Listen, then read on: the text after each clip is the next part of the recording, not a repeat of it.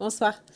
Donc, je suis Ségolène Pin-Mont-Saint-Jean. Je représente ici la société Post-Process Technologies International. Je vous prie d'excuser Alain Marion, qui était censé faire cette intervention, mais qui est indisponibilisé pour l'instant avec un arrêt maladie depuis ce week-end. Voilà. On va parler ici essentiellement de questions de HSE, hygiène, sécurité et environnement, autour du post-traitement dans les pièces polymères. Mais avant d'évoquer ce sujet-là spécifiquement, je vais peut-être vous dire quand même deux mots de la société Post-Process et d'où nous parlons. Nous sommes sur le marché de l'impression 3D et très focalisé sur les questions de post-traitement et d'automatisation de post-traitement depuis la création de l'entreprise. C'est vraiment sa genèse depuis 2014. Aujourd'hui, on est à presque 1000 solutions installées sur un parc de à peu près 400 clients répartis dans l'essentiel de l'Amérique du Nord, Europe, et on commence à s'implanter en Asie. Toutes les solutions posées par Post-Process sont de conception interne. Alors, on a 87 brevets déposés actuellement, dont 40 obtenus. Depuis 2018, on a ouvert une filiale internationale que je dirige et avec un centre support client qui est basé à Mougins. Nous avons un parc de solutions, de machines, de post-process à disposition de nos clients européens. Voilà pour une petite introduction donc de post-process.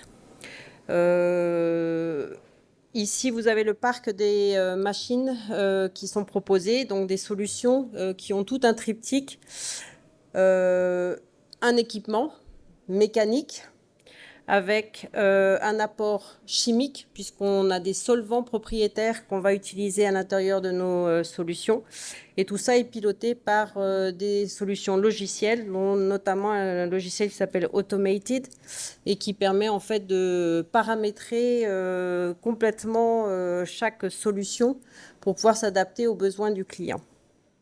Donc, vous l'avez compris, la problématique qu'on évoque ici, c'est essentiellement tout ce qui va être lié au post-traitement et en particulier, dans le cadre de ce que Post-Process cherche à développer, c'est tout ce qui va permettre d'automatiser, d'optimiser, de rendre le post-traitement le plus efficace possible, mais aussi le plus sûr possible.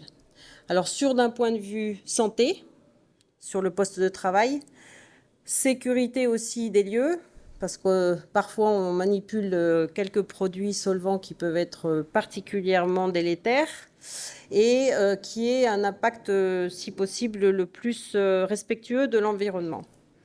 En fait, cette préoccupation, on l'a dès le début, mais on l'a un peu mieux matérialisée il y a 4 ans en faisant une étude spécifique sur les risques liés à l'impression 3D en particulier.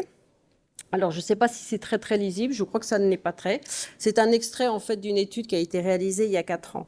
En gros, on a essayé d'identifier, selon les différents types de technologies, quels étaient les risques liés.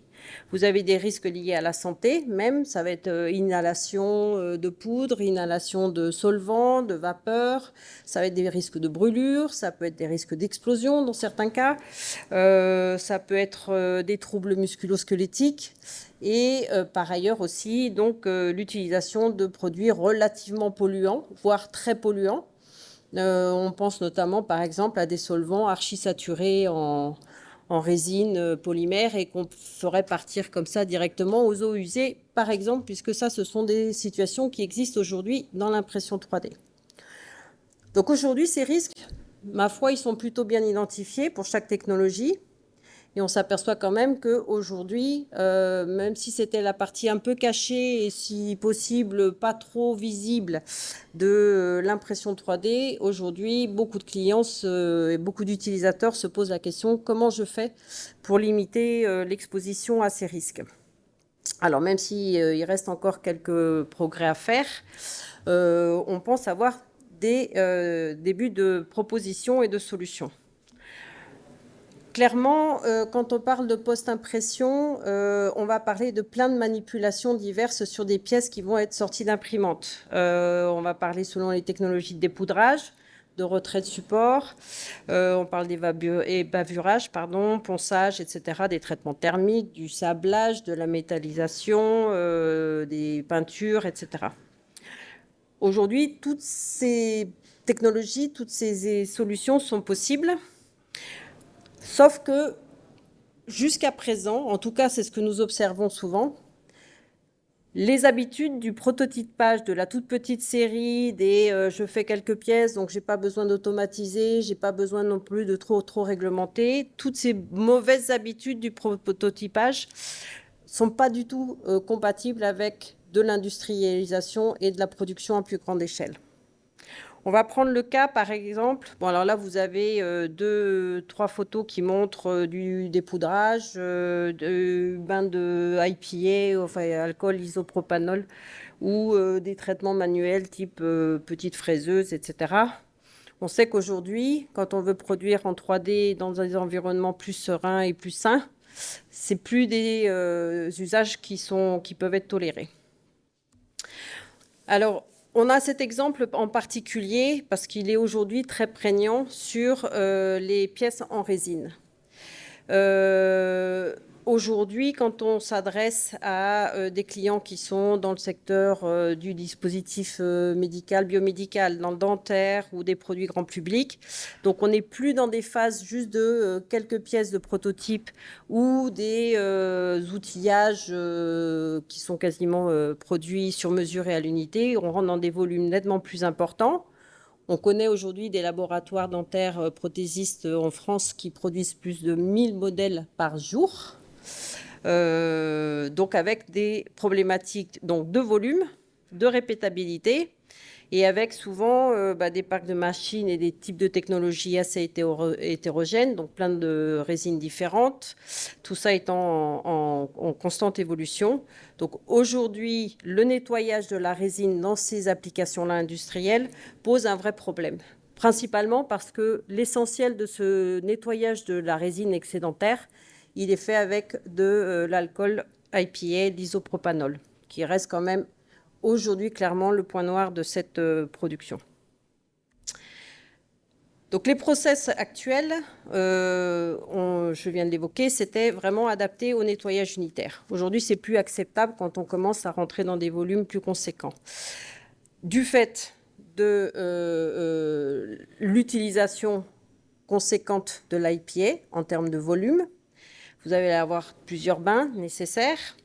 Des résultats qui vont varier parce que selon le temps que vous allez passer de bain à l'autre, etc., vos pièces elles vont avoir plus ou moins les mêmes résultats. Tout ça en manipulant des produits relativement dangereux. Je reviendrai après sur notamment le point éclair et le taux de vapeur produit notamment par l'alcool isopropanol comparé à d'autres solutions, dont les solutions post-process qui sont présentées ici, et avec un impact aussi assez conséquent sur les coûts en fait, de tous ces procédés. On va revenir là-dessus dans le détail. Il y a une disposition dans le droit du travail français qui oblige l'employeur à limiter l'exposition de ses salariés aux risques, et en particulier aux risques sur sa santé. Et vous savez que si un salarié a un problème et peut prouver qu'il y avait des solutions alternatives et qu'elles n'ont pas été mises en place, le risque, en tout cas, il est ici présent au titre donc de cet article du Code du travail. Donc le danger potentiel pour le salarié en utilisant en particulier ces produits type alcool, IPA, c'est bien sûr l'inflammabilité et puis l'exposition aux solvants. Mais le risque pour l'employeur, lui, c'est toujours les mêmes risques, plus des risques légaux, plus éventuellement de l'absentéisme et des difficultés de recrutement parce qu'on expose des gens et notamment des opérateurs, opératrices à des conditions de travail qui ne sont pas optimum pour leur santé et pour leur sécurité. Donc ce risque-là, il existe pour de vrai. Il y a un deuxième élément à prendre en compte, c'est la question environnementale. Quand on commence à traiter jusqu'à 100, 200, 500, 1000 pièces par jour, le volume, bien sûr, d'alcool que vous allez devoir utiliser devient très conséquent, sachant que dans l'alcool, la résine, elle est saturée à 5%. Donc, plus vous allez avoir quand même de la résine excédentaire. Et dans certaines technologies, la résine excédentaire, elle est quand même vraiment conséquente sur certaines pièces, pour peu que les pièces soient un peu complexes, des géométries avec des cavités, etc. Et vous allez avoir en plus l'obligation de stocker, puis de faire reprendre des quantités importantes de déchets. Tout ça, ça a un coût environnemental, mais aussi un coût économique.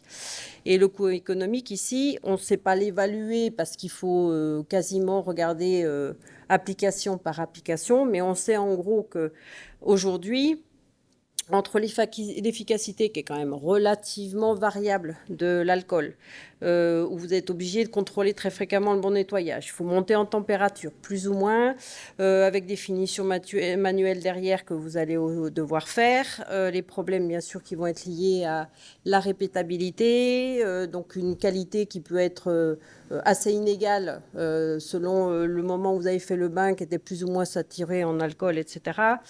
Le fait que ça oblige à manipuler quand même beaucoup les solvants avec des coûts d'achat et d'élimination très conséquents, il y a une vraie aussi problématique économique sur ce modèle de traitement des résines. Alors, puisqu'on disait que l'employeur a notamment une obligation de trouver notamment des solutions alternatives à l'exposition de produits dangereux, il y a sur le marché en tout cas, une solution qui s'appelle la technologie SVC, qui a été développée donc par Post-Process, qui propose une alternative viable, soutenable et efficace en termes et de coûts et d'impact environnemental et sur la santé des personnes, avec une machine qui s'appelle la DEMI X520, le logiciel embarqué et notre détergent, le PLM 403 Sub, dont je vais vous dire donner deux, trois éléments factuels sur la non-dangerosité de ce produit. Bon, la DEMI 520, je ne vais pas rentrer dans les détails. Si vous voulez en savoir plus sur cet équipement, je suis disponible là sur notre stand.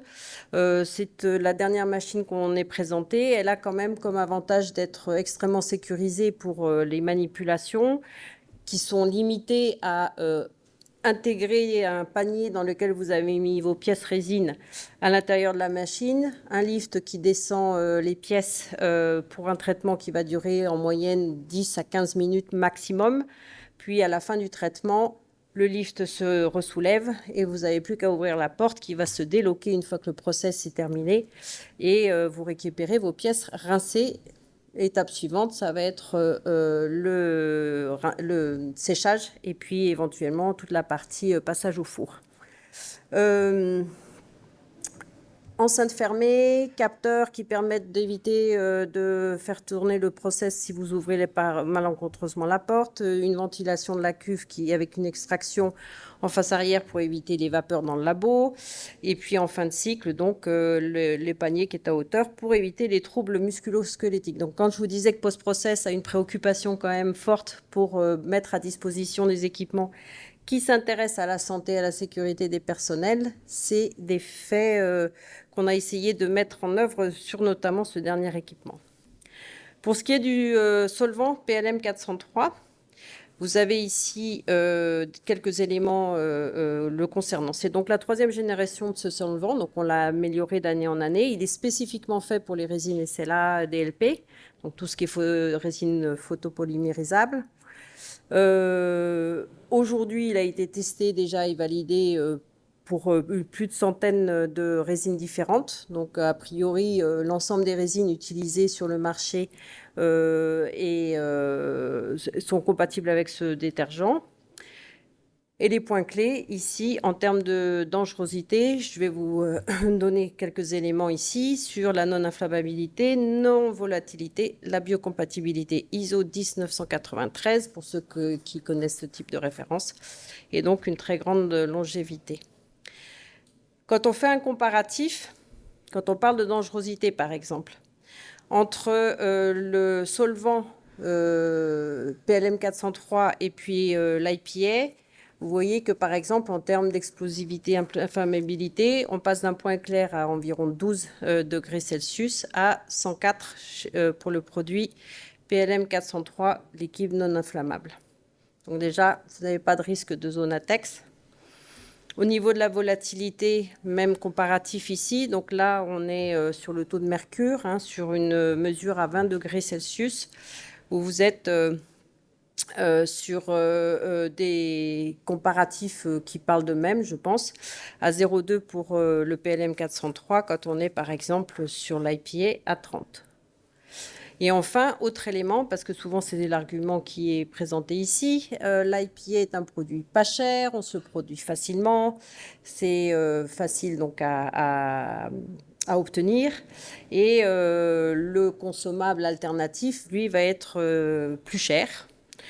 Il est certes plus cher, mais il a une longévité qui n'a absolument rien à voir. Là, c'est d'autres éléments comparatifs que vous pouvez voir au tableau. Alors, je ne sais pas si vous lisez bien. La courbe bleue de l'IPA, est-ce que ma souris fonctionne sur cet écran? Oui. Hop, hop, hop. Ah, attendez que je me repère. Et je mets mes yeux. Voilà, l'IPA, nous sommes ici. Non, pardon, l'IPA, il est ici en jaune. Et le PLM 403, c'est cette ligne ici. Donc, aujourd'hui, on sait qu'en moyenne, on va pouvoir absorber sur un bain de 90 litres, 30 kg de résine à peu près. Pour vous donner une idée, sur cette machine, on s'imagine que le premier bain, c'est 40 000 pièces en résine dentaire, par exemple. Voilà pour la longévité et le niveau de saturation qu'on peut attendre de ce produit. Dans les autres exemples qu'on a ici, toujours sur des pièces polymères, on va parler de Polyjet, de FDM et de MGP. Aujourd'hui, dans le Polyjet, on a une vraie problématique, c'est le support. Avec aujourd'hui, même si c'est encore des usages très limités au prototypage, avec des volumes qui ne sont pas toujours très conséquents, aujourd'hui, dans le Polyjet dentaire, par exemple, on rentre maintenant dans des lignes de production plus conséquentes.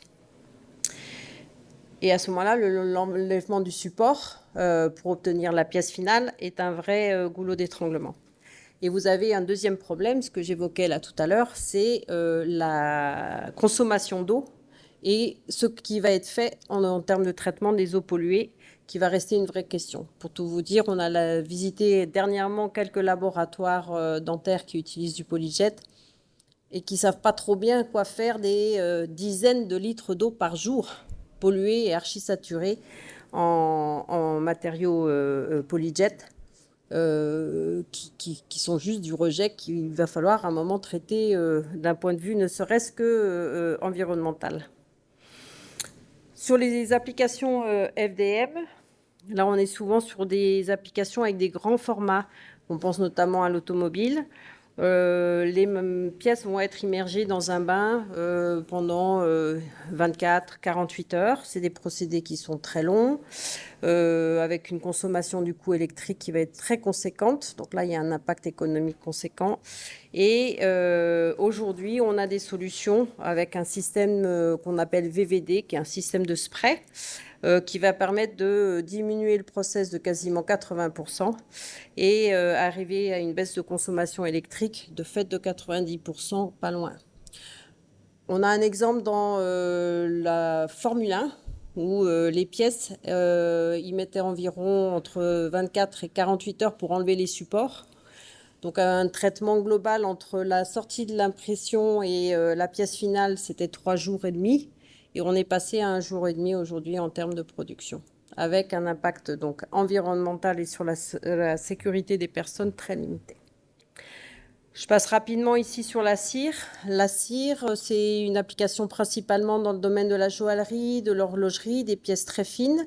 Par contre, des productions très conséquentes. On est sur des bains, sur des batchs de production de 40-50 pièces à la fois, où on va avoir essentiellement, jusqu'à présent, de nouveau, on retrouve notre ami l'IPA, l'isopropanol, utilisé principalement dans 3 bains différents, avec des températures différentes pour essayer de nettoyer le support de la cire qui va servir ensuite à faire de la cire à fonte perdue. La problématique, elle va être exactement identique au problème des pièces SLA. L'exposition aux vapeurs, l'inflammabilité du produit et puis l'impact donc sur la santé directement, sur la sécurité et sur l'environnement. Voilà. Donc en résumé, aujourd'hui, post-process, nous on dit on arrête l'alcool. Voilà, c'est une décision. Je sais qu'elle ne plaît pas à tout le monde, mais c'est un petit clin d'œil pour vous dire, aujourd'hui, dans l'industrie, l'utilisation de l'IPA n'est pas la solution d'avenir. Alors, il y a d'autres solutions. Post-process n'est pas la seule entreprise à proposer des solutions, mais on a fait le tour, là, ici, notamment de tout ce qui est enlèvement de résine et autour du produit PLM 403, qui, je pense, peut apporter déjà des premières réponses à l'industrie et aux entreprises qui souhaitent aller un peu plus loin dans leurs problématiques et leur développement HSE. Voilà pour cette intervention. Je ne sais pas si vous avez des questions, s'il y a des points à éclaircir. Et sinon, je vous remercie de votre attention et je me tiens à votre disposition pour tout complément d'information. Merci à vous.